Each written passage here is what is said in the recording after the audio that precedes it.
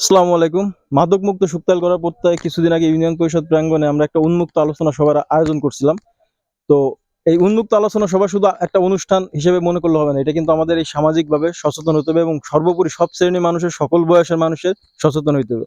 তো আজকে আমি আসছিলাম গোলাপাড়া ব্রিজের থেকে একটু সামনে, মোল্লাপাড়া উত্তরপাড়া প্রবেশদ্বার। এখানে আলামিনের দোকান আছে। আলামিনের দোকানের জাস্ট অপোজিটে একটা পরিত্যক্ত ভবন। এটার আমি আন্ডার কনস্ট্রাকশন বলবো না পরিত্যক্ত ভবন বলবো বুঝতে পারতেছি না। এই ভবনটার খোঁজখবর নিয়ে আমি জানলাম যে এটা মনসুর মোল্লা, উত্তরপাড়া বাড়ি মনসুর মোল্লার বাড়ি, এবং সে বিদেশ থাকে, তার ছেলে সেও বিদেশ থাকে। কারণ আমি তাদের সাথে যোগাযোগ করার চেষ্টা করছিলাম। এখন কেন যোগাযোগ করার চেষ্টা করছিলাম, তো আমি গতকাল এখানে দোকানে আসছিলাম, তো এখানে দেখলাম এখানে কয়েকটা বাইক এবং হচ্ছে কিছু লোক ভিতরে সন্দেহজনক কার্যকলাপ করতেছিল। তো আমার কাছে সন্দেহ হইতেছিল যে আসলে এখানে কি করে, যেহেতু এই আসো যেহেতু এই বিল্ডিং এর দরজা জানালা কিছু নাই এবং পাশে হচ্ছে জমি, খাস জমি।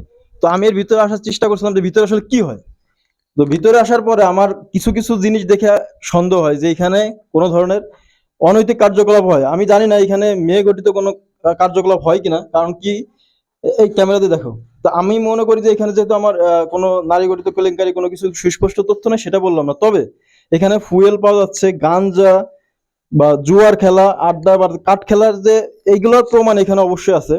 তো আমি এখানে খোঁজ খবর, আশেপাশে খোঁজ খবর নিয়ে জানলাম যে মানুষ যখন এখানে মানে ওই ওই কয়েকপাড়া, উত্তরপাড়া, ঘেনাসুর, সর্দারপাড়া, মানে কয়েকপাড়ার লোকজন এইখানে এসে এই ইয়া করে, এখানে ওই জুয়া খেলে, জুয়ার আড্ডা বসে, গাঞ্জা, ইয়াবা সব ধরনের অনৈতিক কার্যকলাপ এইখানে সংগঠিত হচ্ছে। এখন আমার কথা হচ্ছে, এইখানে যেহেতু পরিবেশটা, এই বিল্ডিংটা এমন একটা ভাবে পরিত্যক্ত যে এখানে জানালা দরজা কিছু নাই। যদি ওইখান থেকে পুলিশ আসে বা হচ্ছে সচেতন কোনো নাগরিক আসে, ওরাই জানালা দিয়ে লাফ দিয়ে একদম এই চারপাশে এই যে পুরো সম্পূর্ণ আহ জমি এইখান দিয়ে দৌড়ে চলে যায়। তো এদেরকে এইভাবে আসলে ধরা যাবে না বা এদেরকে এইভাবে সচেতন করা যাবে না। তো এই বিল্ডিংটা যেহেতু মনসুর মোল্লার, অর্থাৎ তার ব্যক্তিগত জিনিস, ব্যক্তিগত জমিতে ব্যক্তিগতভাবে বিল্ডিং করছে, সেহেতু এখানে সিলগালা করার কোনো সুযোগ নাই। এখন মনসুর মোল্লা বিদেশ থেকে তার কষ্টার্জিত টাকা, এই কষ্টার্জিত টাকা এই বিল্ডিংটা নির্মাণ করছে। আমি তার কাছে রিকোয়েস্ট করব, আপনি খুব দ্রুত এই বিল্ডিংটার জানালা দরজা গেট দিয়ে অ্যাটলিস্ট এই বিল্ডিংটাকে বন্ধ করে দেন। আর তারপর আপনি থাকেন বা না থাকেন বা পরে থাকেন, সেটা আপনি পরে সিদ্ধান্ত নিন। কিন্তু আপনার এই কষ্টের টাকার এখানে যে অনৈতিক কার্যকলাপ চলে, এই যে এইখানে এই অনৈতিক কার্যকলাপের যে অন্যায় হইতেছে, এটার কিন্তু দায়ী আপনিও থাকবেন। সুতরাং আমাদের ইউনিয়ন পরিষদ চেয়ারম্যান জনাব রানা মোল্লা, আপনার কাছেও রিকোয়েস্ট করবো, যেহেতু আপনি ওই দিন উন্মুক্ত আলোচনা সবাই কয়েকটা স্পটের কথা বলছিলেন, তো এই কয়েকটা স্পটের মধ্যে আমার মনে হয় এটাও অন্যতম।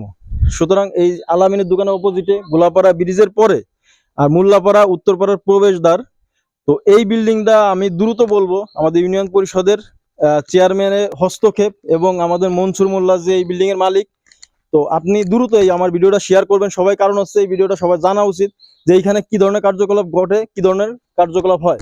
তো জেলা প্রশাসক মহোদয় থেকে শুরু করে ইউনিয়ন পরিষদের চেয়ারম্যান, মেম্বার, জনপ্রতিনিধি যারা আছে, আমাদের মনসুর মোল্লা, তাদের সবার কাছে যেন ভিডিওটা পৌঁছে, এই জন্য সবাই শেয়ার করবেন যেন এই বিল্ডিংটা দ্রুত একটু ব্যবস্থা নেওয়া হয়। কারণ এইখানে যারা আশেপাশে মানুষজন আছে, যারা মুরব্বী, সিনিয়র, আমি অনেকের সাথে কথা বলছি, তারা তাদের যন্ত্রণায় অতিষ্ঠ হয়ে গেছে। যে এখানে মানে দিন সকাল বিকাল এবং সন্ধ্যা রাতে সবসময় বাইক নিয়ে পোলাপান আসে এবং চিল্লা পাল্লা থেকে শুরু করে মানে বিভিন্ন ধরনের কার্যকলাপ করে। তো এটার জন্য অনেক সময় তারা নাকি বিচারও দিছে, কোনো বিচারে কোনো সলিউশন হয় না। সুতরাং এটা বিচার করতে হলে প্রথমে হচ্ছে মনসুর মোল্লার এই বিল্ডিংটা লক করা লাগবে, অর্থাৎ জানালা দরজা দিয়ে এটা তালাবদ্ধ করেন, তারপরে বিষয়টা ভিন্নভাবে সিদ্ধান্ত নিতে হবে। আমরা সবাই চাই মাদকমুক্ত শুকতাল করতে হবে। মাদকমুক্ত শুকতাল করতে হলে কেউ একা পারবে না, এজন্য হচ্ছে আমাদের সকল বয়সী, সকল শ্রেণীর, সর্ব পেশার মানুষের এগিয়ে আসতে হবে। তো এরকম ছোটখাটো যে স্পটগুলো আছে, যদি আপনাদের আশেপাশে কোনো জায়গায় এরকম অনৈতিক কার্যকলাপ হয়ে থাকে, আমাকে জানাবেন, অবশ্যই সেটা আমি এই ভিডিওর মাধ্যমে তুলে ধরবো। আমরা সবাই মিলে মাদকমুক্ত শুকতাল করতে চাই। এই পর্যায়ে ভিডিওটা শেষ করতেছি। আল্লাহ হাফেজ, আসসালামু আলাইকুম।